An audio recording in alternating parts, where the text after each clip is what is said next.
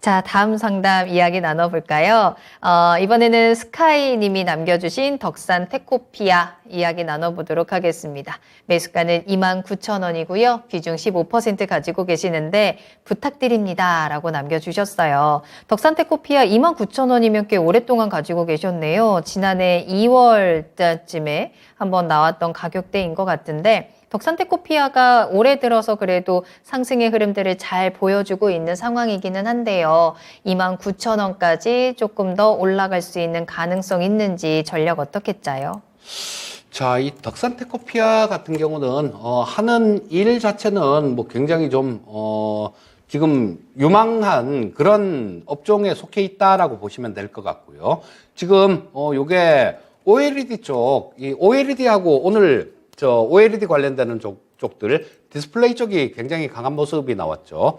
뭐 국내 관련해 갖고 뭐 한 두 가지 정도 재료가 있었고요. 그리고 해외 쪽 관련된 한 가지 재료가 있었는데 뭐 LG 디스플레이가 LG 전자에서 자금을 1조 차입해 갖고 뭐 투자할 수 있는 여력이 생겼다. 그리고 삼성 쪽에서는 충남에다가 5조를 투자를 해서 이 OLED 클러스터를 만들겠다. 뭐 이런 내용들이 국내적으로는 좀 좋은 그런 얘기였었고요.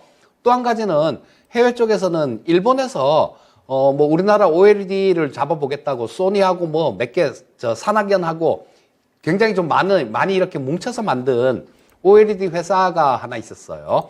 그거 JOLED라는 그런 기업을 만들었었는데 그게 도쿄지방법원에다가 사실상 파산 신청을 한 겁니다. 그런 부분이 있어서 이런 부분 OLED 관련주들 이런 것들이 상당히 좋은 모습을 보였는데요.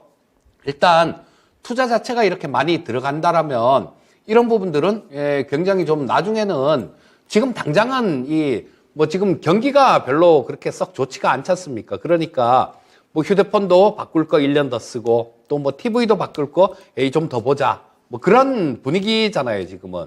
근데 요런 시기가 좀 지나고 나면 이 OLED 쪽 수요도 굉장히 좀 많을 것 같습니다. 그래서 그런 것들 OLED하고 LCD하고 차이점은 기술 난이도는 굉장히 높아요, OLED가. 근데 가장 큰 차이점을 하나만 딱 꽂으면 그겁니다. OLED 같은 경우는 디스플레이에다가 증착을 시키는 그 화학 물질을 유기물을 증착을 시키고요. LCD 같은 경우는 무기물을 장착을 시키는데 유기물이기 때문에 그래서 자기 스스로 빛을 낼 수 있는 겁니다. 뒤에서 광원을 안 비춰줘도 자기 스스로 빛을 낼 수 있는 거고요. 그러니까 유기물이니까 이게 열에 굉장히 약해요.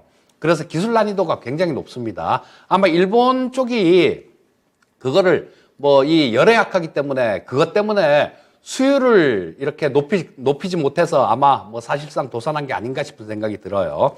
중국 쪽이 좀 이렇게 쫓아오고 있긴 하지만요. 아직까지는 우리나라 쪽에 그렇게 좀 위협이 될 만한 그런 기술력은 갖고 있진 않아요. 그래서 당분간은 아마 삼성 디스플레이하고 LG 디스플레이 이 투톱 체제가 어느 정도는 좀 유지되지 않을까 싶은 생각이 듭니다. 그래서 이쪽이 좀 투자를 늘리게 되면 이 덕산테코피아 같은 경우도 괜찮아진다라고 보셔야 될 거고요.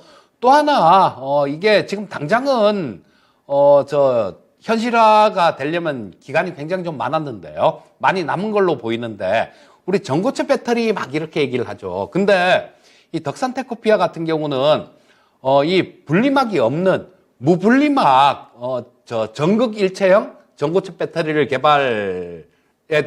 개발하는 그런 재료가 하나 좀 있습니다. 근데 요건 아직까지는 가끔 가다가 전고체 배터리 막 이렇게 좀 되면 가끔 한 번씩 부각이 되고 그러고 난 금방 밀리고 이런 모습인데 향후에는 이렇게 좀 성장할 수 있는 이런 부분들도 분명히 갖고 있다라는 거예요.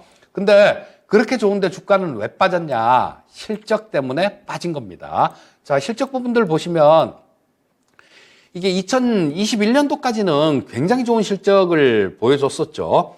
자, 2020년에 140억 벌었는데 21년에 220억을 벌었어요. 근데 작년에 조금 좀 재작년보다 실적이 그렇게 좋지가 않았죠. 영업이익이 반 이상 줄어들었어요. 그러면서 주가 자체도 굉장히 좀 많이 이렇게 하락하는 모습이 나왔는데요.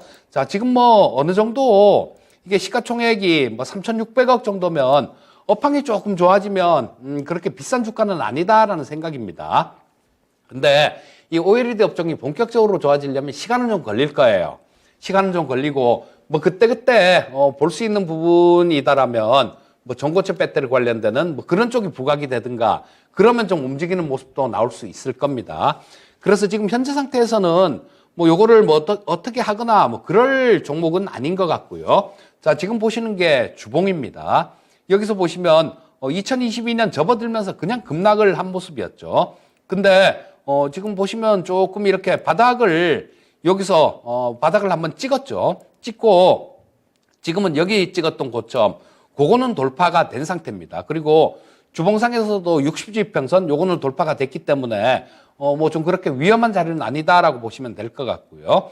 이게 1차로 저항받을 수 있는 부분들은 22,000원대 여기서 거래가 되게 많이 터졌죠. 작년 9월달, 10월달 이때 거래가 굉장히 많이 터진 자리가 있어요. 그 가격대가 22,000원 정도에 있는데 여기서는 한번 저항을 받을 수 있을 것 같습니다. 그래서 일단 시간을 좀 길게 잡으시면 이 부분도 돌파가 되겠지만요.